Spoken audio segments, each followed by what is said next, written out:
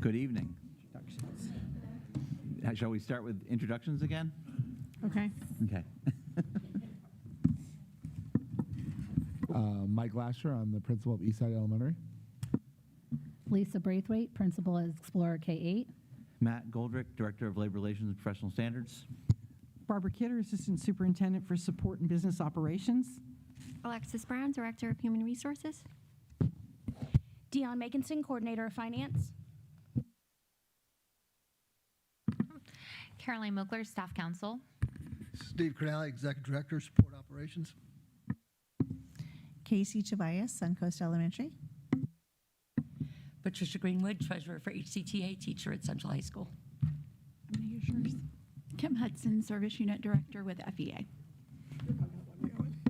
Lisa Masario, President, HCTA. Dana Wazik, JD Floyd. Dustin Kupchak, District Athletic Director. Andrea Kelleher, Parrott Middle School.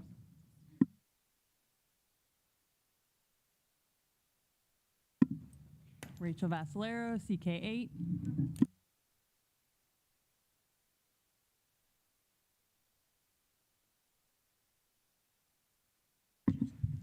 Jim Menzes, Occupational Therapy at ESE.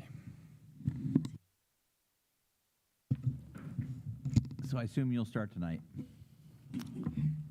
Yes, we can. So I sent over a millage question specifically about this chart that was shared at the millage update, the millage oversight committee meeting. So I don't know if you would like, I don't have copies for every, I just have a bunch. So do you want some to look on, or because the goal of asking the question was when the district's improved bonus offer was explained. It was explained basically so that the public and all of you would know that the $600,000 includes guardian, social worker, athletic trainer positions, and that the district will not fill those positions for the remainder of this school year, even if there is a qualified candidate. So it basically stating reallocating money that was for salaries for millage-funded positions that have been vacated or unfilled. So what I was trying to clarify and understand was that we were talking about the millage funding for those positions in the 25-26 school year. This year. Yeah, that's 25-26, yes. So I think where my confusion is the title of this chart says 24-25 millage carry forward, and it is the $6.065 million in carry forward funds that were talked about at the budget hearing, that we've been talking about in previous sessions as well. My understanding of carry forward is what I was trying to clarify. So carry forward, the way it was explained to me, and maybe it needs to be clarified if I have a misunderstanding of it, but carry forward is something listed here that the intent to spend the funds for that purpose has already been approved, and it wasn't yet fully exhausted or fully spent in a prior year. But these listed priorities are what those funds were budgeted for and approved for to spend. And because we didn't spend it in a previous year, whether that was 24-25, 23-24, or any of the years where millage was coming in, it remains in the carry forward as a set aside. Is that what carry forward means? I think yes and no. So carry forward is also a snapshot in time.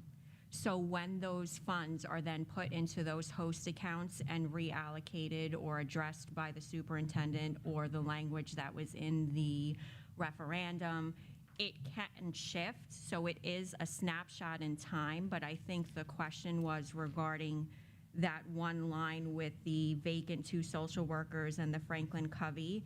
So when there's an expenditure that's going to cross over years, that entire amount is encumbered. So some of that carry forward may also roll into that account, but the bulk of it is what has been encumbered to last through the whole contract of whatever was agreed to for Franklin Covey, if that makes any sense. I think it makes sense for that one. I guess my question was, why would the district choose to divert funds from positions that are open and available this year, stating that we would not fill those positions even if a qualified applicant or candidate came forward, which I assume that would mean that the positions are posted. I don't know if they are posted right now, but if we're choosing to divert funds from this year to accomplish raising the offer, rather than using something that was, and it doesn't have to be that line, that was just one that I picked, but rather than something that was either approved and not fully accomplished, or approved and it didn't exhaust the funding, like the project itself didn't exhaust the funding that was approved for it. So, I mean, an example of that one could be, the cafetorium upgrade. I mean, it's not a lot of money, but these cafetorium upgrades, were those completed already?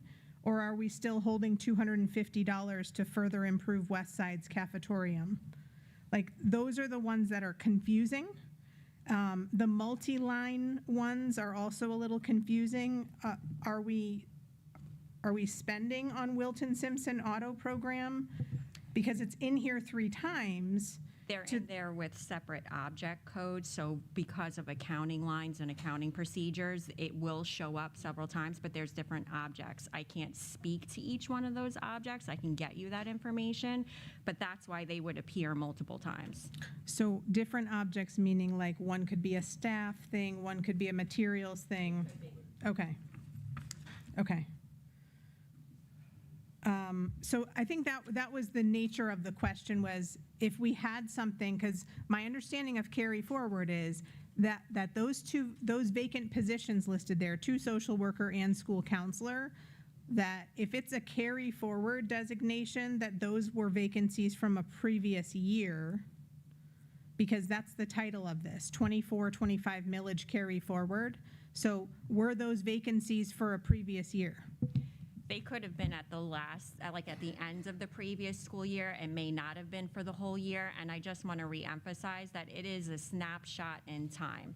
So I think that we may need to have to revisit with Joyce and go through and see, okay, as of now, where does that stand? Because when we carry forward and it goes to the host and then it is redistributed, or if it's seen what has been encumbered, what has been expended, what is left, how many years do we have left of that, where do we foresee it going at the end of this year? Salaries, the new person coming in, do they have, are they going to be eligible for an advanced degree? It's going to shift. So I don't think that we can look at this as a definitive, these are the numbers and that's what the numbers are. Right now, what we can show is for this year, if there is a vacancy and those lapse funds exist, which I think is what the previous discussion has been on both sides, that's something that could be looked at to apply to some form of a bonus.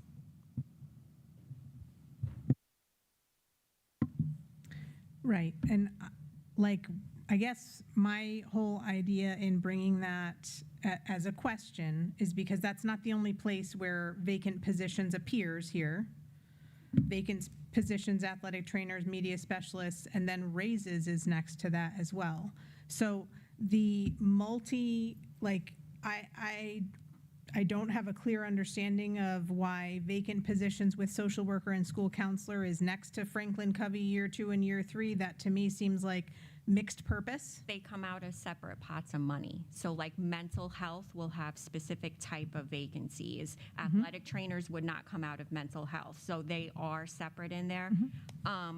And I do think, again, that this was a snapshot in time. Going forward, it might be a little bit more clearer to delineate the Franklin Covey in its own line, and we can speak to Joyce about that. But I think this was just in preparation of providing some information, is my understanding.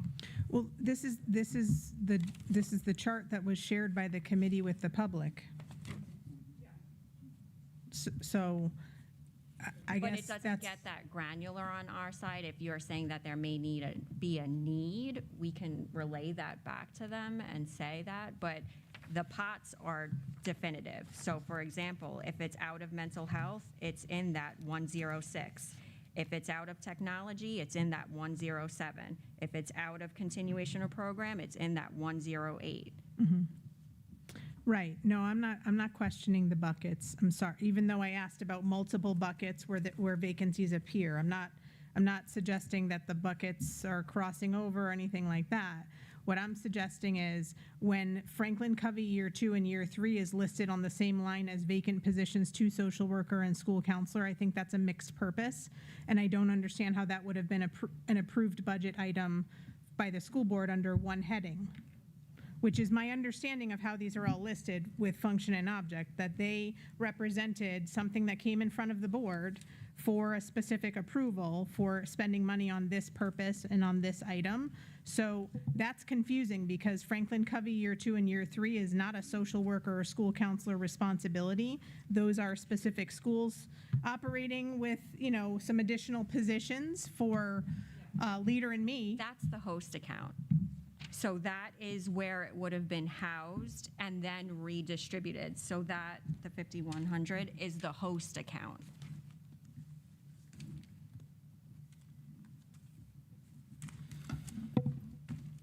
And I'm not trying to make it more difficult. We'll get with Joyce if you need more clarification on that. We were just trying to provide what we could at the moment, Sure. but that's what that is.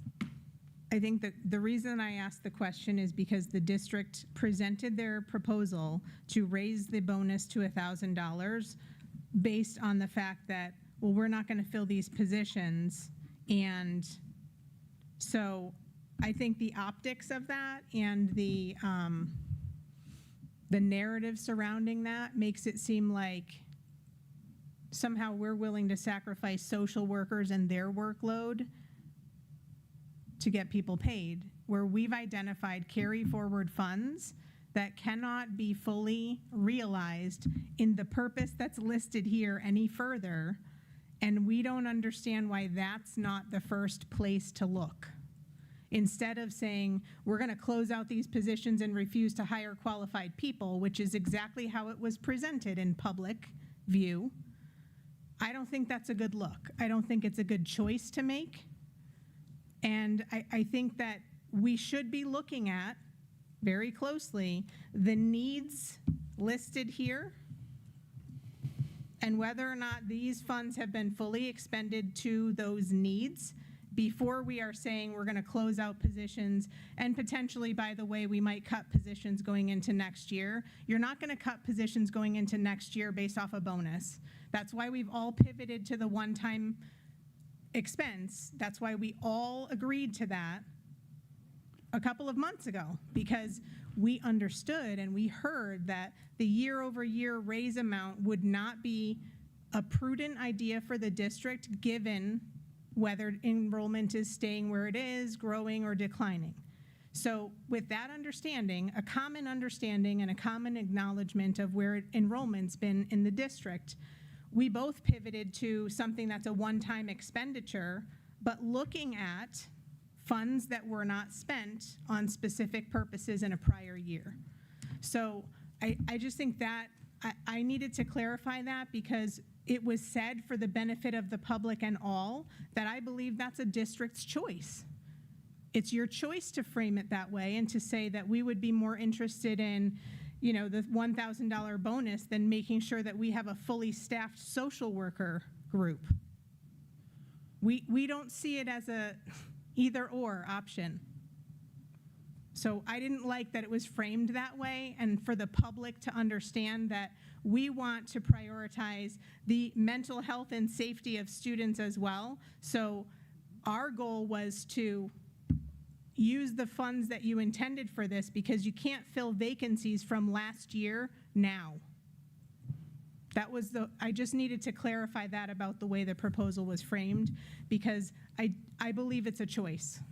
And I think it's also important to note that it's a choice that we have to make because we have limited dollars.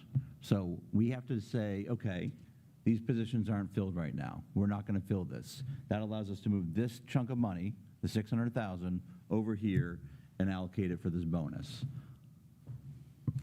It might actually help people feel better about that if we were willing to share what positions you're also not filling on administrative side. Because there are some, it's been acknowledged, it's been stated, we don't know what those positions are, but it might feel better and it might sound better to everyone listening if we were also acknowledging that there are certain positions that right now we aren't filling in the district administrative ranks, and that could be acknowledged publicly so that it doesn't seem like we're literally just focusing on not filling instructional staff positions in order to accomplish this.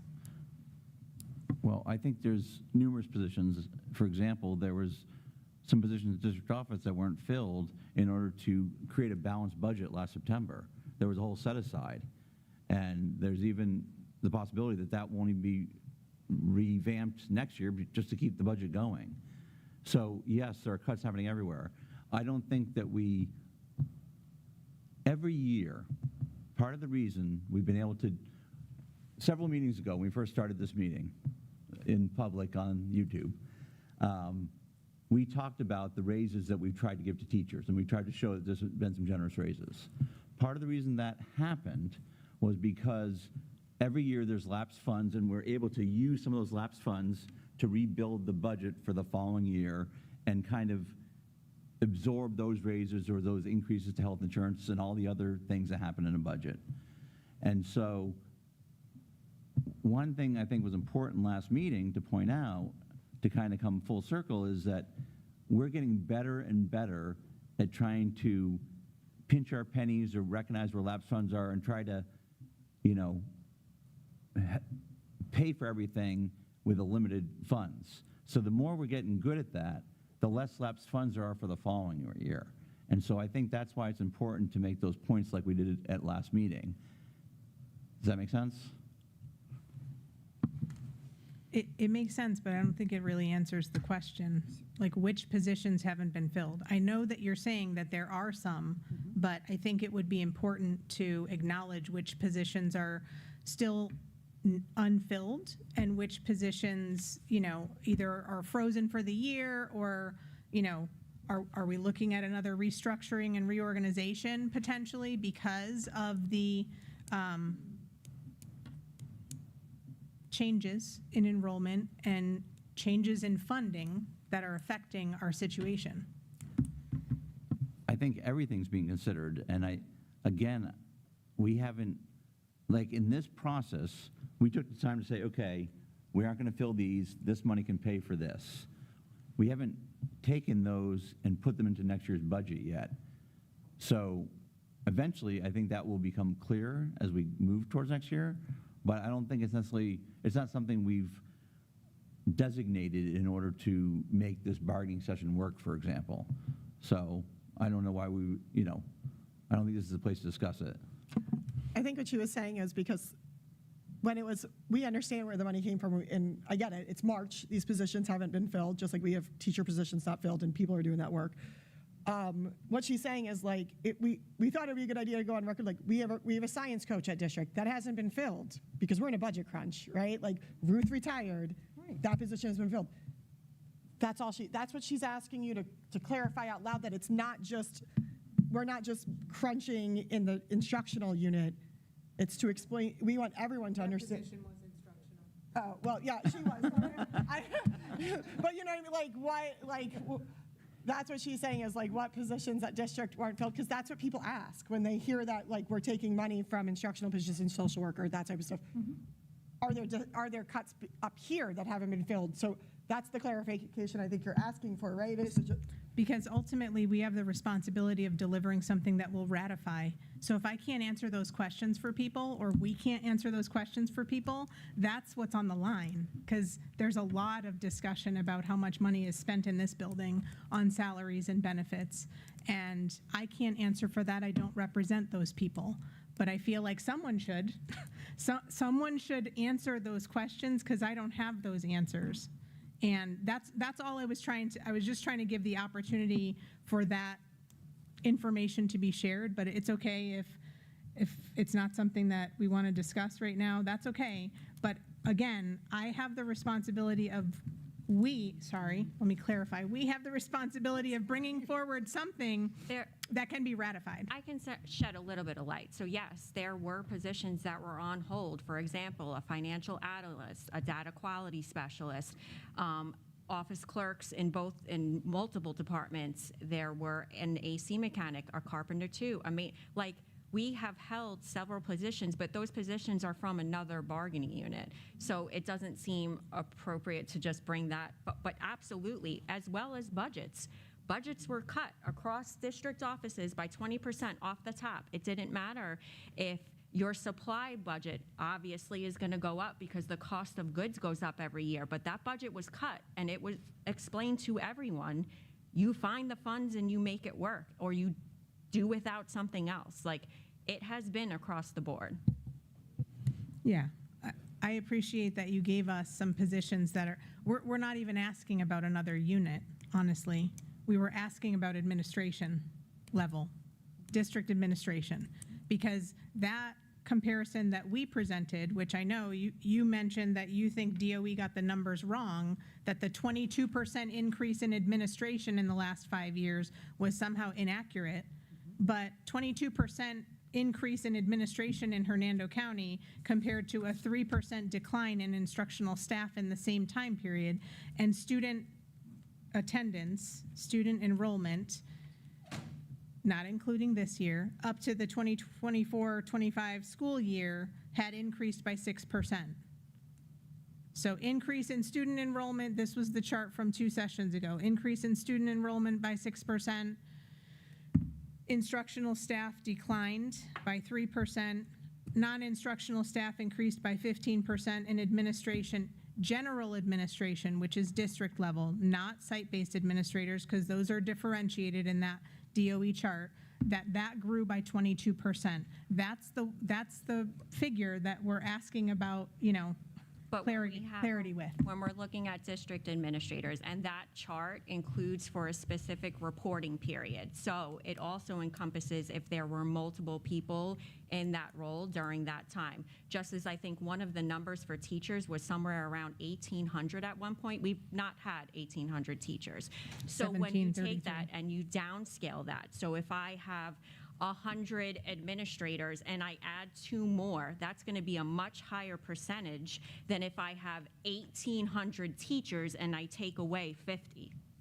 So it's like an economy of scales when you're looking at that, and it's a snapshot of time, and it's pulling in multiple sources of data information. And it also depends on what are you considering administrative? Are you looking at job codes? Because some of those might have been professional technical. That's not administrative. They're not on the administrative salary schedule. So it's hard to compare apples to apples at that point. I think it mostly refers to the district, the coordinator, the supervisor, and all of the differentiated roles that we've created to name different positions And those and expand. So your position is PTS? I'm the director of human resources, but a supervisor or a coordinator is not an administrative role. Okay, so director, and I have a hard time keeping the different names straight, I think. We actually eliminated the executive director of business services in my division. I've assumed those duties. And also the communications department recently chose not to fill one of their positions.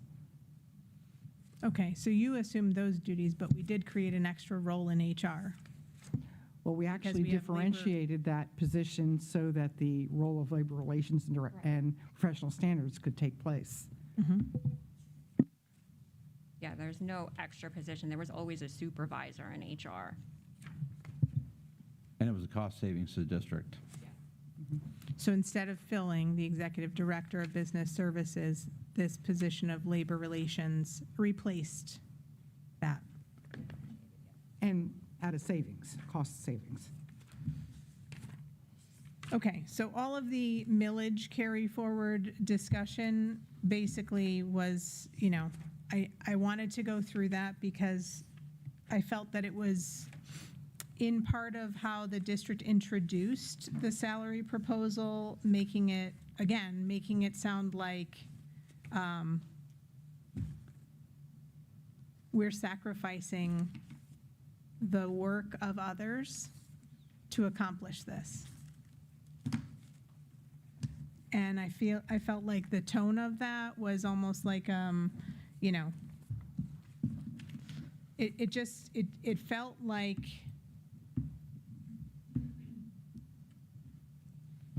assigning blame, honestly. And I don't really think that's what this is supposed to be like.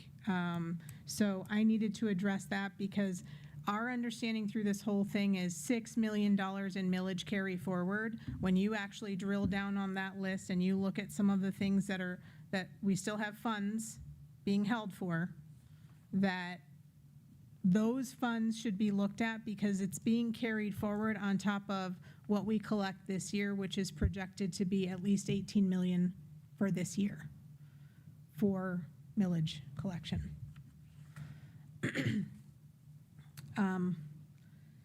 So I guess we will start with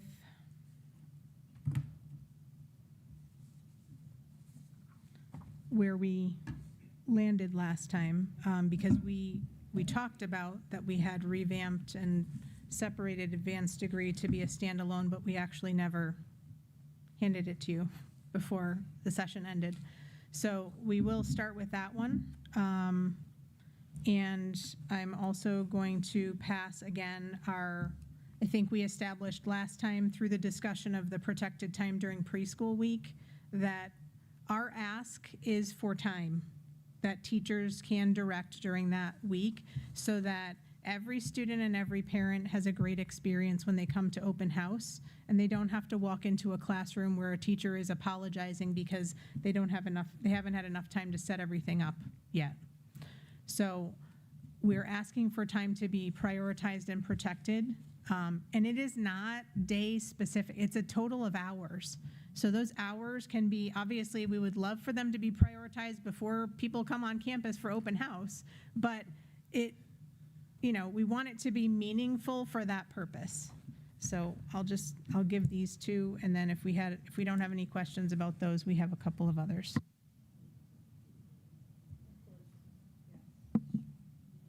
Lead principal for elementary. An idea for the preschool, because I listened to what you guys said last time about we have the professional day. I'm going to call it the Tuesday PDA 100 times. I know it's Wednesday, though. I know it is. I wrote the calendar, right? But one of the things, and we just talked about it before we start, we had a new reading curriculum this year, for instance, and we had one offer of a 2-hour training. That's probably all Benchmark offered. It was awful. It was someone showing me how to click through a website. And as someone who is a millennial that grew up with a computer in the living room, I can click through lots of websites. What if, just spitballing an idea to protect this time, I know that we have new teacher orientation in August. We have a PD team that's running that. They're trying to run Teachers in Action. That PD day during preschool, can a discussion happen with principals that maybe that becomes a school PD day? Because they have safety training, they have mental health training. We are not filling that day with district trainings. It is not happening. It hasn't happened in a decade. I will get a 90-minute training, I'll get a 60-minute training, I'll get a 2-hour training. And since COVID, a lot of them have just been, some of them have just been digital, like someone talking to us through a computer screen on how to click through the social studies website 3 years ago. Awesome. This year it was someone teaching us how to click through a Benchmark website. Great. And I get it, we probably buy that curriculum and we have to take so many trainings. I get it because we do it with iReady every year. But bringing this back to the principal maybe meeting, and I know you guys brought it last time, is maybe asking the district, can we make this into a school PD day? Because we're not filling that day with district PD. We're not. Even our ESE training is down to a half a day. And I know it came up some of those hours, we in our proposal, we protected that PD day, that the 15.5 couldn't happen during then, because what happens if one year we're able to fill that whole day with great trainings, like CPI and all these things? but all of that stuff costs money. Whereas then we have these principals scrambling to get all these other trainings in throughout that week on top of open houses. And then the teachers are also scrambling in between then. So I thought maybe if maybe the idea went back to a meeting with principals and district personnel about maybe that PD day, instead of being labeled as a district PD day, becomes a school-based PD day. Because they do have these trainings. And Mr. LaRose mentioned like mental health training. I don't know what happens at high school compared to like elementary school, but like we didn't take anything for that this year. So I don't want to say that also looks the same at every school because different levels get different things. I can imagine what it looks like at a K-8. So we do need that time protected. And we understand that we talked about that with the shift of the day from post-school to preschool. We can't justify on this side of the table taking a post-school day after those survey results. And we understand, but even if we eventually do shift a day, just per se, there was no time protected in that. It just said we'll move a day and now we have 6. What's to stop 6 more meetings from happening? So that's why this one's so important. But I think maybe it's an idea to take back, like, just pivoting to the lead principal over here. Like, it is something to take back because you guys have things to do too. And I hear that, we all hear that, but we all do. We can remove the word district-wide if that makes it more palatable. I will take it back to the principals as lead principal, and I'll also take it to the academic services team as well, because obviously they control the district-wide training, so that's something I don't control as a principal, nor does Ms. Braithwaite, but I will bring it back to the team. We could also survey staff.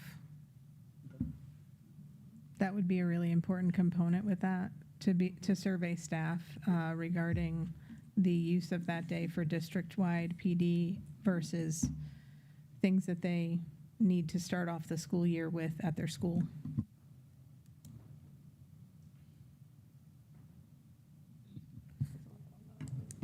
Okay. Do we have any more questions about that? Okay. Advanced degree we also passed, which is the same format. The one change that we updated since the last time we passed it, though, was the last paragraph was previously struck, and that was something that we talked about being still needed because of the way the district is interpreting the law around payment for advanced degree.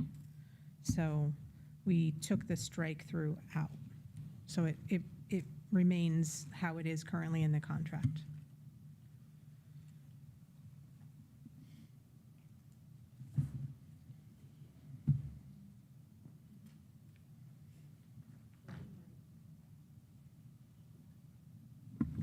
Okay, the next one is our budget line, which, again, this is the one that we passed previously regarding an emphasis on the date that we return to the table rather than the deadline of October 1st, but fully acknowledging that the deadline of October 1st is our goal to meet the deadline. And we hope that by reconvening and having productive discussions for salary increases with the amount that's being committed to set aside by the district, that we could have some productive discussion about the classroom teacher and other instructional personnel salary increase allocation funds, formerly TSIA, in addition to the $809,000, which the district is committing to put into the designated line item.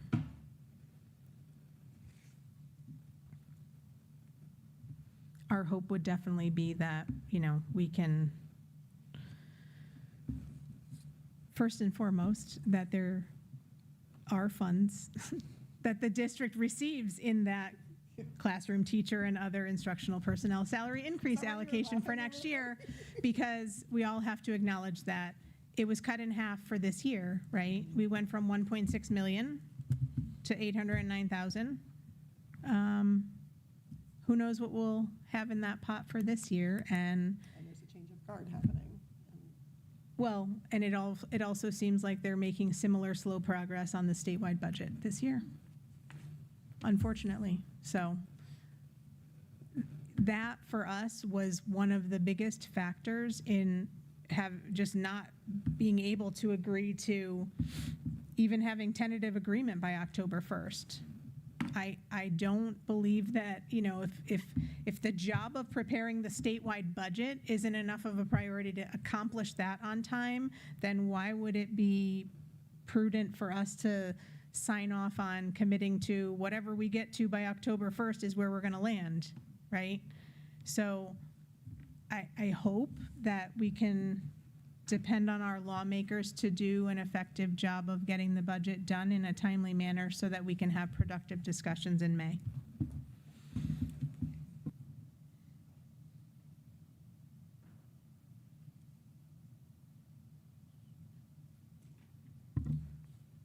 Okay. This is the agreement for the TSIA plus the highly effective and effective with the change in the placement schedule, the update of the date, and a signature on the backside. So it is essentially the same format of the front page of what the district passed regarding TSIA and the 150 for highly effective and effective with signatures on the back.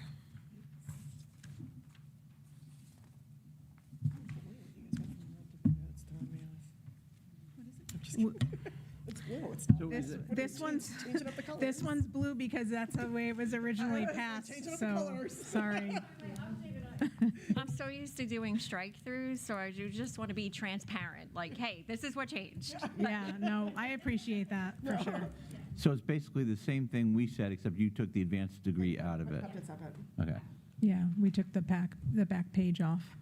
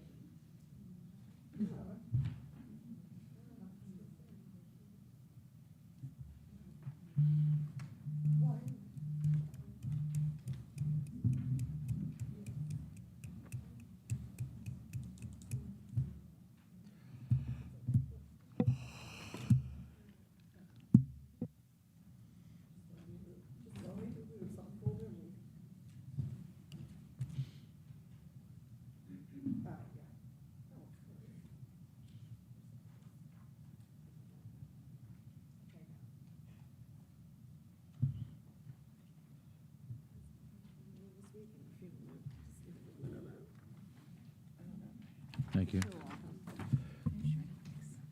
Not to throw you off with the yellow highlight, apologies for that. It makes it not very clear. That's why I was like, if I don't highlight it, I'm not going to remember. Yeah. So we can definitely, if we can come to an agreement, we'll remove the highlight once we know what that number is supposed to be. I'm not going to lie, I got a really good laugh because I'm not trying to be snarky, but I was laughing because I was like, there is a 9 in the hundredths place, and if you take 1659, 900 and divide it by 1,000, we have 9/10 of a person somewhere in this district because it's 16. So I was just, I could not stop laughing. I was like, it's because I'm short. Estimated, because those numbers shift on the daily, so it's estimated, but at 1,000 even, there should be no number in the like. I So I was just, understand. I was just laughing and I was like, is it just me? She did an average, no. I was like, but I'm short, but. To clarify, our unit size currently is 1655 as of February 24th, and as of Sunday, 1646. So case in point, just, yes. Yeah. We know that it fluctuates, so we're okay with an estimated number as long as we're not using that as some kind of limit, and then it, you know. that is not what that means. That what? Okay. Yeah. Okay. It was funny, we were dividing, I was like, wait a second. This number divided by 1,000 is, 1659.90. And I was like 90 cents. And I was like, who's this person? You're only getting 9/10. So obviously in this one, the biggest change we made was, well, we made a couple changes, but the biggest one was including everybody. Because even when you do 1643, to come up with that number, that includes all the new teachers.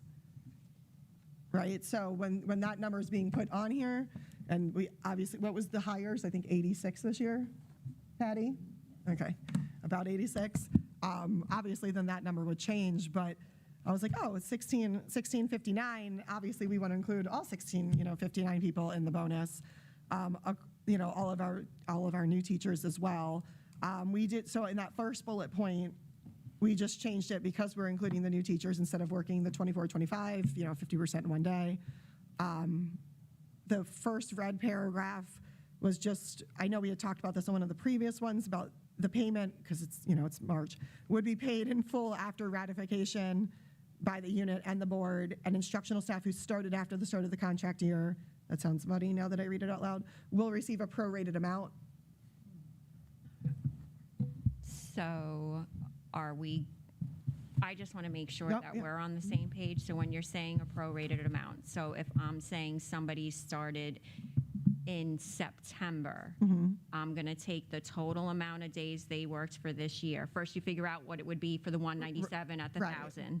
What are the total amount of days that they work for this year, and now prorate that to the number of days. Yes. So what I'm hearing is if somebody started last week, they're going to get a week's worth of the bonus? They would get a smaller amount, and to Because- be honest, if this was to be signed, if we were to agree and have to post for 10 days and ratify, we're not making the March 24th school board meeting. So by that time it ratified, it'd be April, so they'd get like 6 weeks. But yes, you were correct, because Okay, I just wanna make sure we're on the same page. We do understand that there are people who just started January 6th. There are people who just started last week, but there are people who have been here So since we'll August. look at what they will be contracted for this year and prorate that. Okay. Yes, Okay. yes. Okay. So we put the prorate in there, and then the last paragraph, we saw your paragraph and we understood it, but we were like, we know that we've all been talking about coming back sooner, and like Mr. Golick, you brought that up numerous times too, so we just kind of put it in there like that we would try to schedule something in the month of April to come back to start talking about next year. Not saying we would have an answer. No, but- sorry, I got to clarify that. This is about this year still. April 30th? Oh, right. This is so- about this year, Yeah, and sorry. Full man. I know that we talked about lapsed funds for those few positions, but we're talking lapsed funds potentially for the unit and/or potential for FTE, that doesn't look like it's on the decline, unfortunately. I know that's not the reality of the moment right now, but that we would be coming back to look at those factors. Sorry. Yeah, no, you were correct, sorry. This There's is a lot. There's for a lot what's at this left moment. this year, and then the May dates would be starting Yes. next year. Almost treating it like leftover millage money. Like if there's leftover vacancy money, there's not FTE clawback, like how we recalculated millage too. So if we have 75 open positions at the end of the year, I don't want to. I'm not saying I want to, but Alexa's like, I am not happy with you today.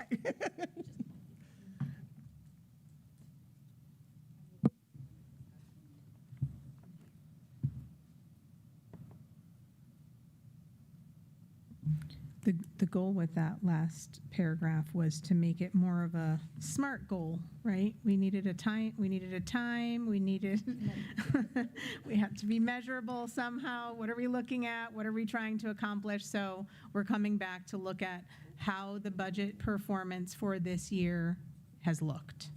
And we're And- talking about like a discussion. What A does it look like, discussion where we of- could start to move forward and what happened at the end of Correct. the year. I mean, I think And it would be a discussion of like the update of this, the update of, the millage carry forward, the update of any of the other things that, potentially by the end of a school year are things that can wash into the fund balance, right? So because we're not asking at the moment for you to spend out of your fund balance to accomplish this, it is something that we would be looking at to say, okay, rather than washing this into your fund balance, could we come back and say there is an additional some amount of money that from the instructional unit, from the instructional budget, from areas that obviously we're not talking about capital projects you didn't finish, not things like that, right? We're talking about the work that gets done in our instructional unit in a year where we're still carrying 40 vacancies because 34 of them are filled by associate teachers right now. Without them, we would have 70-something vacancies, right? So it's that picture that we're looking at.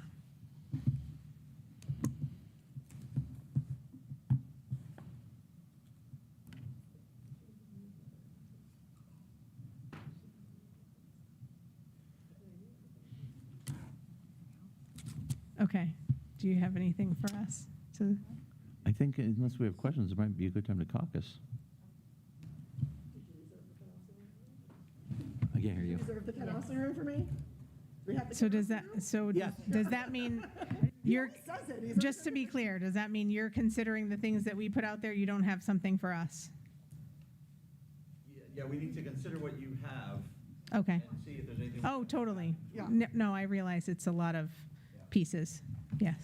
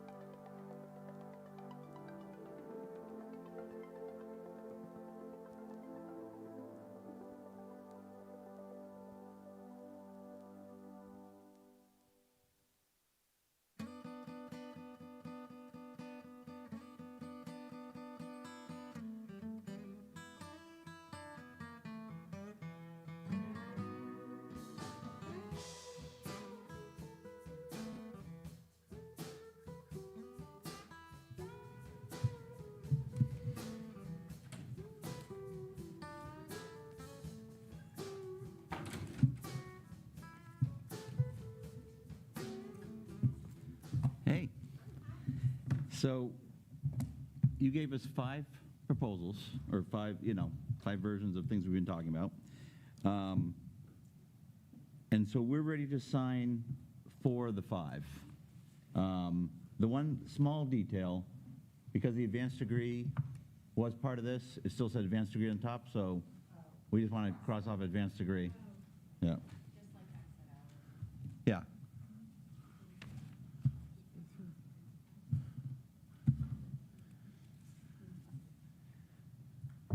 So that takes care of the budget line, the $1,000, the advanced degree, and the TSIA, or the classroom teacher and other instructional personnel, salary schedule, and the performance pay. We don't have an acronym for that yet?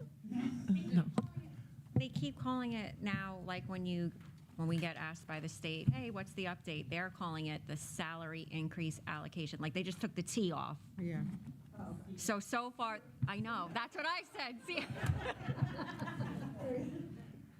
With the, what had been the TA for the 15.5 protected hours, we're going to agree to that in the language. We're just going to turn it into an MOU and make this a inaugural year so we can continue talking about it.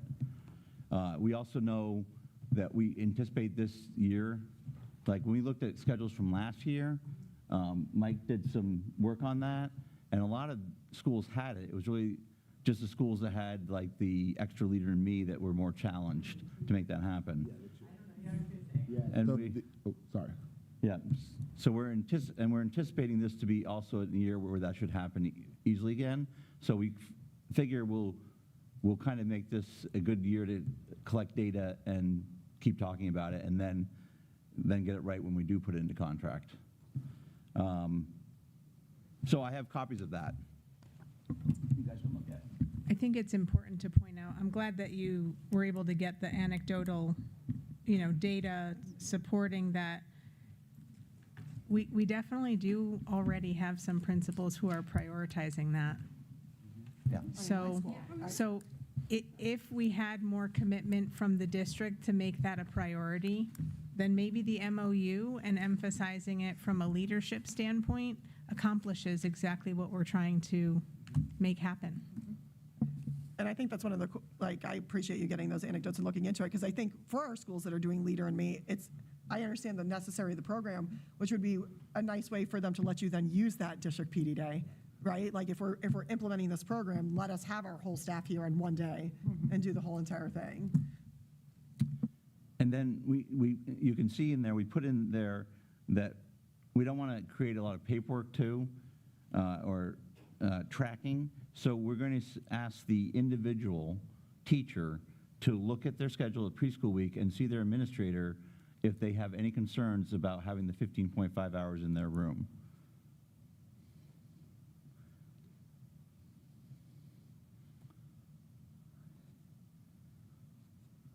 And that will be supported, obviously, from the district by us signing this.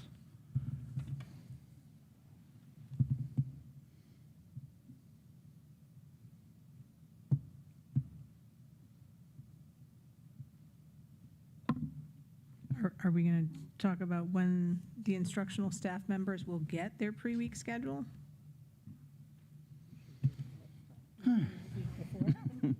Usually a week before. Yeah, usually within 1 to 2 weeks prior. I know usually most of myself and most of my colleagues send it out 1 to 2 weeks prior, some much earlier. Not me as much earlier, but some are much earlier. I was thinking that far in advance. Yeah, I mean, so in other words, if I realize by Wednesday, that I haven't, I'm looking at the schedule and I haven't, I guess that was my only thought is, Yeah, am I 'cause- responsible to review this before I return to preschool on Monday? No, I think If I have it in time?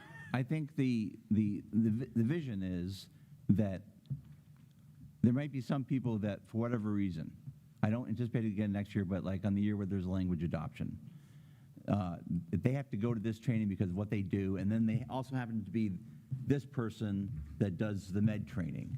So that, you know, if they're that person, then their principal and them can work out, well, you don't need to go to this because you're already doing all these things, so you get your 15.5 hours and your room's ready for open house. Okay. And I think that's the good thing about it being an MOU is that as we go through and canvas what worked, what didn't, what might be specific language that we want to include, and you survey and see like, hey, what were the issues that arose? How did you work around them? Those kinds of things. And while, you know, there is some variance amongst when they get it beforehand, I can assure you that everyone does get it the day of, that Monday. So at some point in that day, if you see your schedule, that's something that you could work out with your administrator. Hey, you know, we all know there's a lot of singleton meetings out there during that preschool week for whatever reason may be, depending on your job duties. So that would be something you can work out. And then that also gives us more data for Lisa, myself, and Ed to collect going into next year as to what issues came up with this, right? You know, how can we make this work into the contract? I think the group that you're going to have the biggest challenge with is ESE. Oh, yeah, yeah, just to say that extra half. Because essentially, we should find a way to incorporate those trainings into the district in-service day. They should not be pulled for a separate day. For ESE's specific training, they should be giving one day just like everybody else. So just so you know, that will be part of my conversation with the principals and with Ms. Michaelika as well.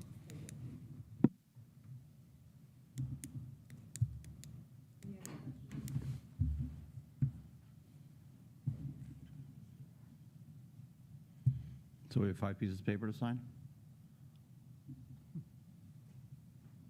I only have one at the moment. Because I don't, did you make any changes to this one that you can't It's read with the highlighted. highlighting? No. No, because I think we'll work on what that proration looks like, but we've already pretty much established that it'll be divided by the 197, and then the days that you worked this school year, that's how it'll be prorated. So I think, Oh, let's talk about that. So MOUs were good, right? Because they stand alone. We have 3 MOUs. So which, for the, what TA number, Oh, yeah. what do we? we're on number 2, because we only have one TA That was health insurance? Health insurance, so Okay. we should be on number We 2. So we'll make, We ratified that already. we'll make. No, I know, so, you want to start with number 1 again? We I can. mean, no, we don't have to. It makes it cleaner if we just, in the year, keep one series, then restart in the same year. So we'll make the placement performance pay TSIA number 2, TA number 2. yeah. Yeah. Okay. And we'll make advanced degree number 3. So did you say we were going to make a clean copy of the, or we're just crossing? No, I'm fine with crossing it off if you're fine with crossing it off. Can we? In that pile. Only because, you know, the version that we sign, I want to make sure that it's, yeah, when we ratify. That was an How would you have? oversight.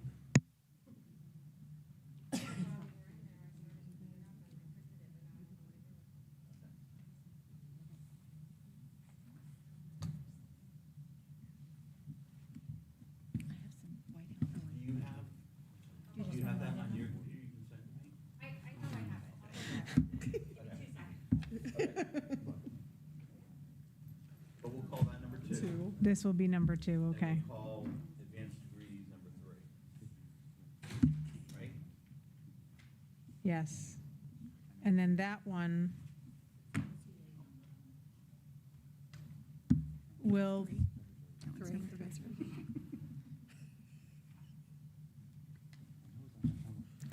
that one will be updated language in the contract as well. After it's ratified, it will be moved into, to replace and update language in the contract.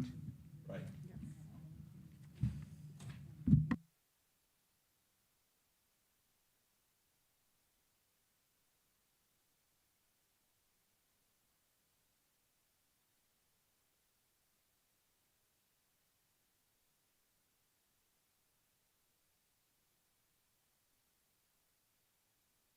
Thank you. White out this may not get written in the back of it. Are you okay?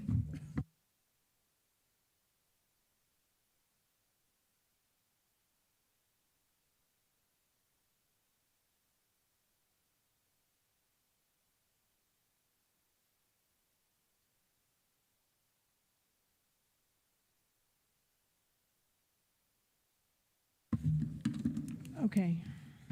Advanced degree is TA. Oh, okay, sorry. Just a lot of piles.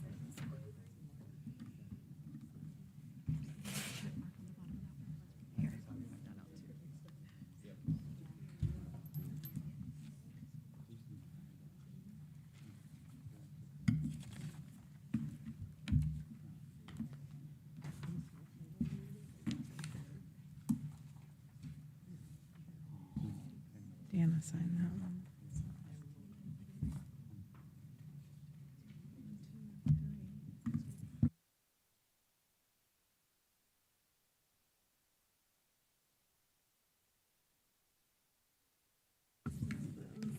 Tell me how many you have again? All right, so. All right, that's an MOU. You haven't signed that one yet. And MOUs don't get numbers, right? No. All right, honestly, I'll get this. Perfect. Oh, is the other one is the language, that one. This is TA number 2. Yep. Oh, yeah, I signed this, I should probably sign that.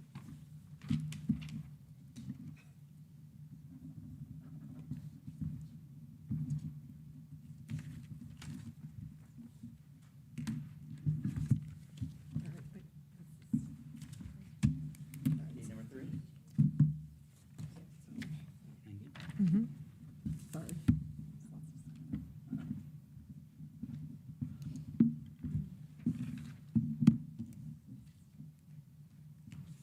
Here, I have to do that.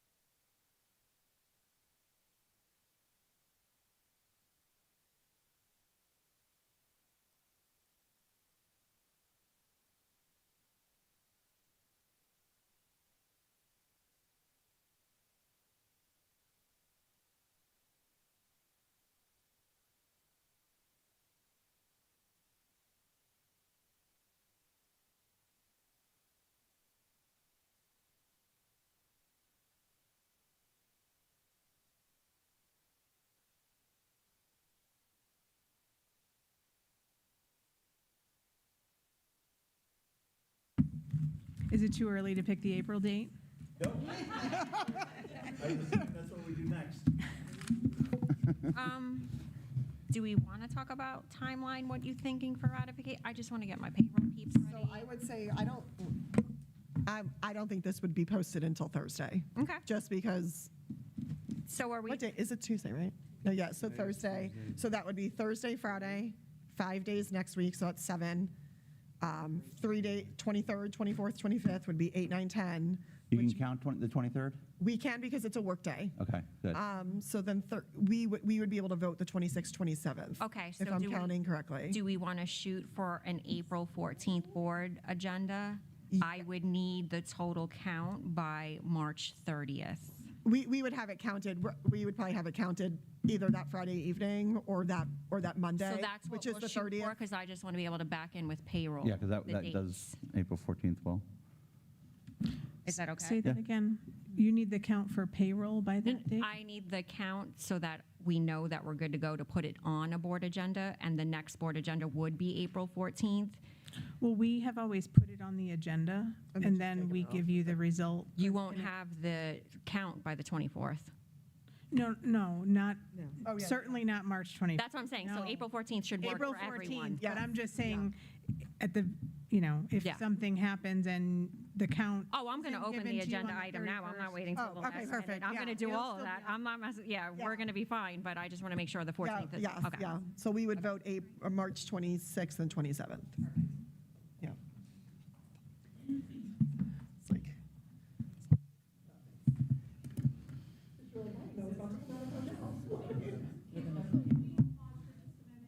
Yep.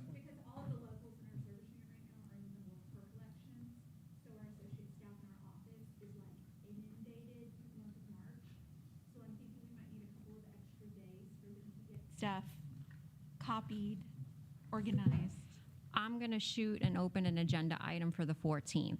Yeah, If for because- some reason something arises and you can't meet that deadline, just let me know, I'll move it. The 14th, I think, will still Yes. work, because even if we did our posting and let's say we didn't vote by the 26th and 27th, because really the prep work is the ballot packets and stuff. Okay. So if our voting were even the end of that first week of April, we will still have a count well in advance of a 14th. Perfect. Right, April 'cause it- 14th board meeting. We've done it Okay. before where you tell us April 13th. Correct. Oh, I understand what you meant now. Okay, yes. Yes. So it goes on the agenda, but then, yeah, we would be able to send you the count and ensure that it's been ratified before the 14th. Well, before. All right. April.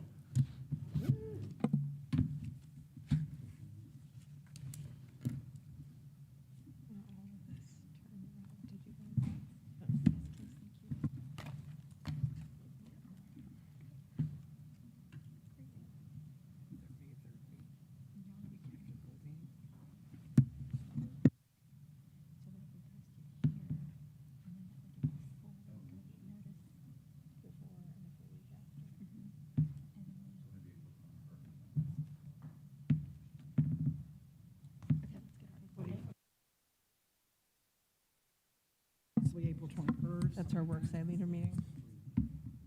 That's a worksite leader meeting for us.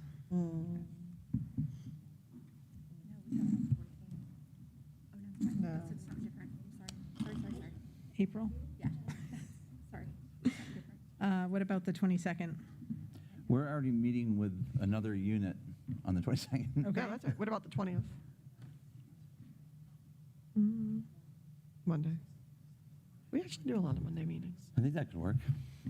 Yeah. Monday, April 20th. Yeah. I understand. So that's 5:15? Yes. Monday, April 20th?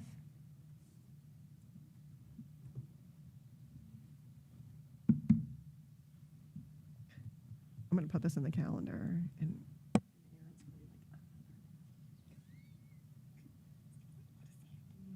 And then at that time, do you want to revisit the dates in May?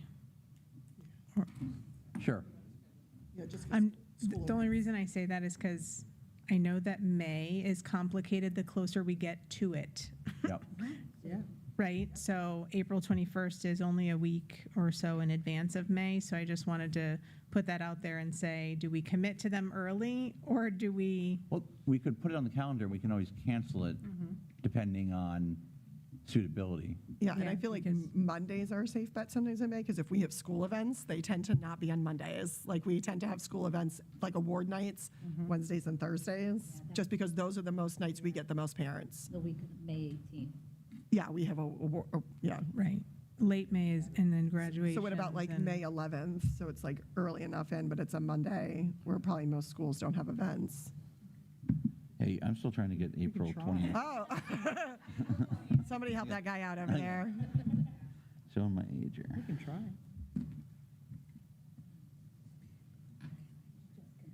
So what day would you say? May 11th? Do you guys have that, everyone? Okay. Yeah, I could do May 11th. So far. Yeah, yeah. Yeah, if we have a conflict too, as soon as we know, we'll message anyone. I just know there's never awards nights on a Monday, ever.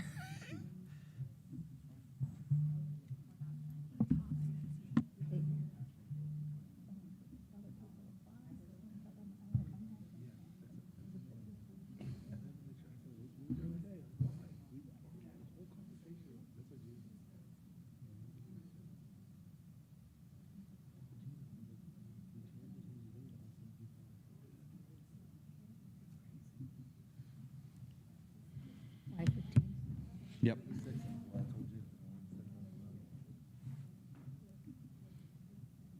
The 15th? May 11th at 5:15. I think we're done, unless, thinking May 15th, they said 5. is it fair to, May 11th. is it fair to say that you and I will get together tomorrow to discuss an ending of the impact pass process? Okay, Yeah, okay. what that looks like. Yep. Thank you. Okay, thanks. Good night.